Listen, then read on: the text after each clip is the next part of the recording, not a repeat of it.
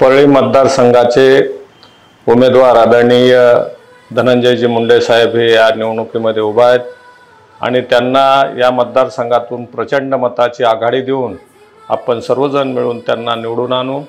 त्याचं कारण असं आहे की या परळीचाच नाही तर बीड जिल्ह्याचा जो काही विकास झाला आहे तो विकास पालकमंत्री धनंजयजी मुंडे साहेब यांच्या माध्यमातून झाला आहे आणि भविष्यात सुद्धा या जिल्ह्याचा कोण विकास करील तर आदरणीय धनंजयजी मुंडे साहेब आणि ताईसाहेब यांच्याच माध्यमातून या जिल्ह्याचा विकास होणार आहे।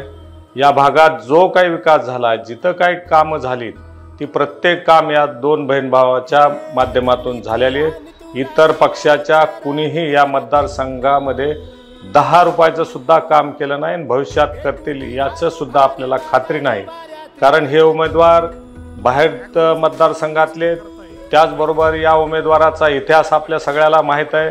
म्हणून या उमेदवाराला जर आपण निवडून दिलं म्हणजेच राजसाहेब देशमुख यांना, तर मला वाटतंय की या भागाचा विकास तर नाहीच नाही परंतु जनतेची सुद्धा भेट होणार नाही आणि आपले उमेदवार आपल्या घरचे उमेदवार आहेत, नेहमी आपल्या बरोबर असतात। 24 तास जर कुणाचं ऑफिस उघडं असेल तर ते धनंजयजी मुंडे साहेब यांचं ऑफिस उघडं असतंय।